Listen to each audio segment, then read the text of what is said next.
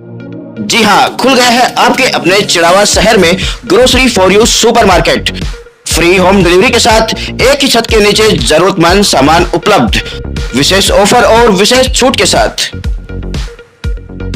Digital युग, हम लोग डिजिटल हो चुके हैं, लेकिन कुछ ना कुछ कमियां और कुछ ना कुछ अच्छाइयाँ हर चीज़ में होती है। हर चीज़ के दो पहलू होते हैं, एक अच्छा और एक बुरा।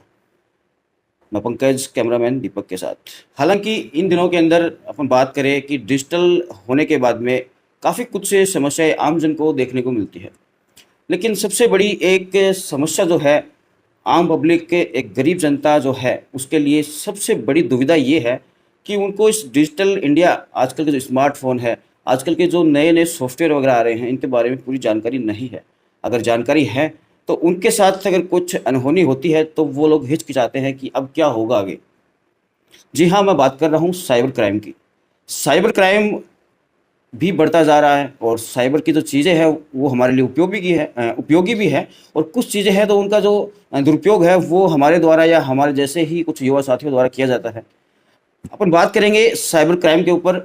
कल चिड़ावा शहर के अंदर रात 8 बजे के आसपास कबूतर खाना स्थित जो अड़ुकिया स्कूल है, सरकारी स्कूल है, उसके सामने एक ई मित्र की दुकान है और ई मित्र की दुकान के पास एक किराना की दुकान है।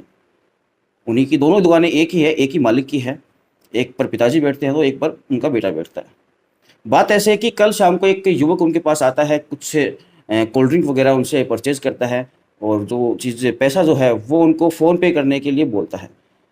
क्यूआर कोड स्कैन करता है। स्कैन करने के बाद उसके मोबाइल में एक ऐसा ऐप होता है, उनके नंबर डालता है और दुकानदार को ऐसा लगता है कि मेरे अकाउंट में पैसे आ गए, इन्होंने ट्रांसफ़र कर दिए। मैसेज जो है वो आना है तो 10-15 मिनट बाद में आ जाएगा।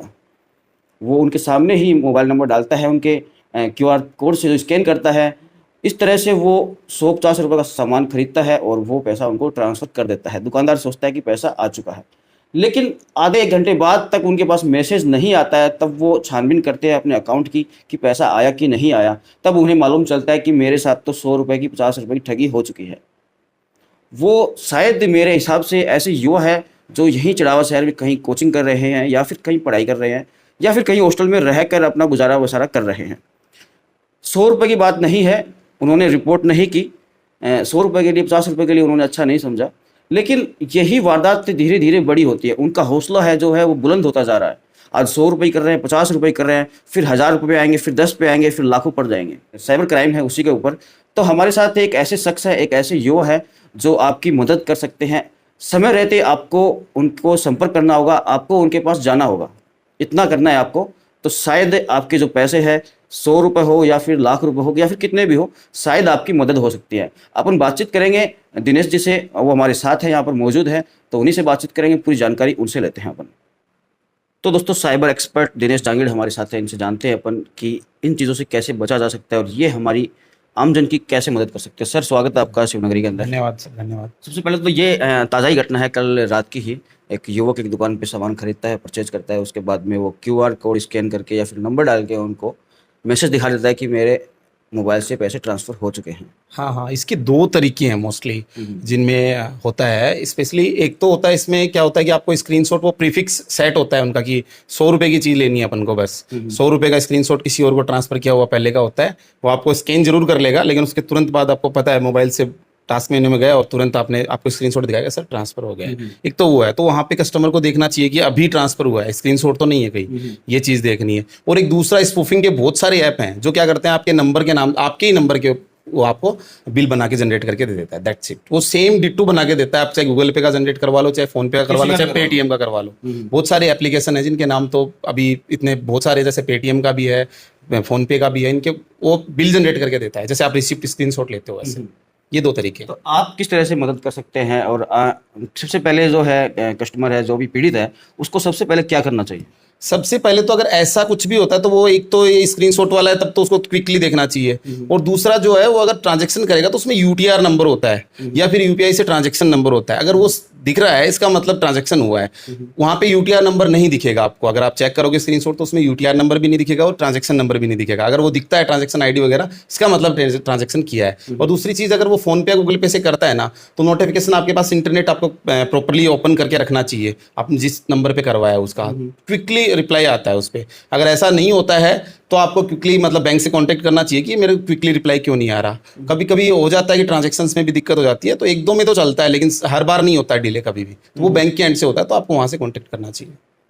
तो पीड़ित को सबसे पहले इसमें क्या, कहाँ शिकायत करनी चाहिए, क्या करना चाहिए? अब पीड़ित को अगर होता है तो सबसे पहले 1930 पे कॉल करना चाहिए, जिसमें उसके ट्रांजैक्शन और वो सारा उनके पास पूरा साइबर क्राइम पोर्टल है अपना, सेंट्रलाइज सेंट्रल गवर्नमेंट का है, इस पे कांटेक्ट करना चाहिए ताकि क्विकली आ जाए। फिर भी मान लो कुछ होते हैं जिनको नॉलेज नहीं होता 1930 नंबर का, तो वो जैसे मतलब लोकलाइज कोई पुलिस थाना है वहाँ भी कांटेक्ट कर सकते हैं, और अकॉर्डिंग टू मतलब अपने ऑनलाइन साइबर क्राइम पोर्टल खोल के भी कांटेक्ट कर सकते हैं। बहुत सी बड़ी समस्या ये आती है कि 1930 पर कॉल लग ही नहीं पाता है। नहीं लगता है, लेकिन कभी कभी वहाँ पे बहुत सारे कॉल्स आते रहते हैं, उस वजह से नहीं लगता है। तो आप मतलब लोकलाइज आपको नंबर रखने चाहिए मेरे हिसाब से तो, क्योंकि अगर आप नंबर नहीं रखते हो तो भी दिक्कत है, अगर आप रखते हो तो भी दिक्कत है।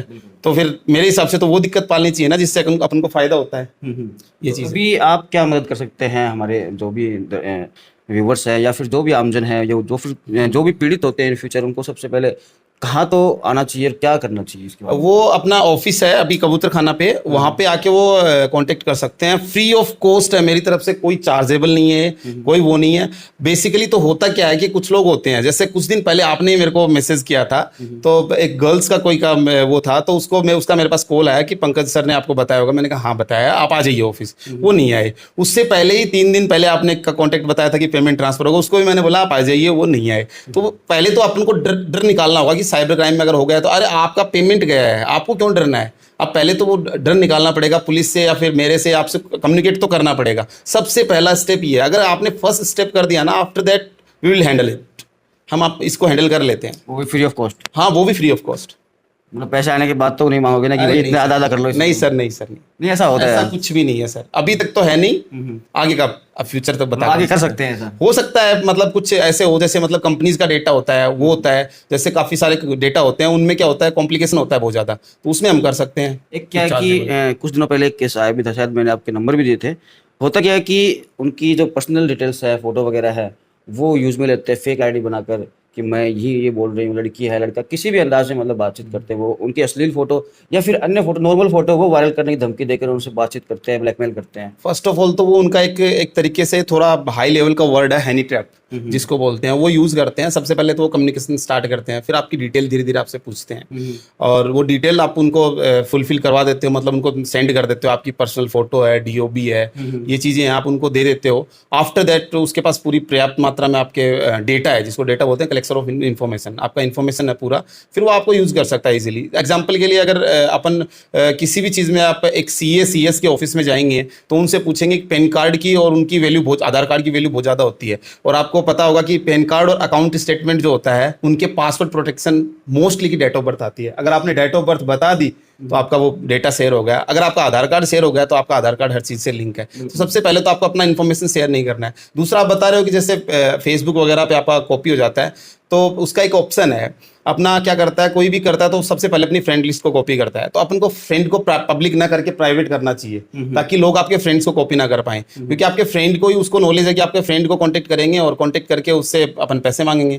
तो उससे आपको वो करना चाहिए। प्रोफाइल लोग ना भी करो तो भी कोई दिक्कत नहीं है, एक फोटो से कुछ नहीं होता, उसको सारी चीजें उसमें मेंशन करके रखता है वो पब्लिक, अपने मोबाइल नंबर, अपनी ईमेल आईडी सब कुछ पब्लिक करके रखोगे तो ऑब्वियसली कोई क्लोन बना लेगा, क्योंकि फेसबुक तो एक AI बेस पे काम करता है। उसको तो एक यूजर चाहिए। बहुत सारे, मैं दिनेश कुमार हूँ, मेरे नाम से बहुत सारे दिनेश कुमार मिल जाएंगे, लेकिन एक प्रीफिक्स या फिर वैसा कुछ रखना चाहिए कि मेरी इन्फॉर्मेशन दूसरे को शेयर ना हो। ये चीज मैटर करती है। आपको अपनी पर्सनल इन्फॉर्मेशन नहीं शेयर करनी, मोस्टली डीओबी। और मोस्टली के तो सर आप चेक करोगे तो ईमेल से लेके फेसबुक के पासवर्ड ही डीओबी मिलेंगे, डेट ऑफ बर्थ मिलेंगे, और फिर वो मोबाइल नंबर भी अपने शो कराते तो मोबाइल नंबर भी मिल जाएंगे। अगर वो नहीं मिलता तो वो अपनी बाइक के साथ फोटो डाल देते हैं, बाइक के नंबर जरूर मिल जाएंगे। 3-4 चीजों में जरूर ये चीजें मिल जाती है उनकी। दोस्तों वाकई में ये जो चीज़ है इसका हमें ध्यान रखना चाहिए। हनी ट्रैप के ऐसे ही मामले हमारे पास बहुत ज़्यादा आते हैं। मेरे पास भी बहुत कॉल आती है, हर 8-10 दिन से एक कॉल ऐसी आई जाती है कि ब्लैकमेल करके उनसे पैसे मांगे जाते हैं। होता क्या है कि व्हाट्सएप पर वीडियो कॉल करते हैं, फिर उनके अश्लील फ़ोटो या वीडियो बनाकर उनकी रिकॉर्डिंग कर लेते हैं दूसरे मोबाइल से कैसे भी, फिर उनके पास कॉल करता है कि इतने पैसे दो, ये करेंगे वरना वो कर देंगे, वायरल करेंगे, ये करेंगे, ऐसा करेंगे।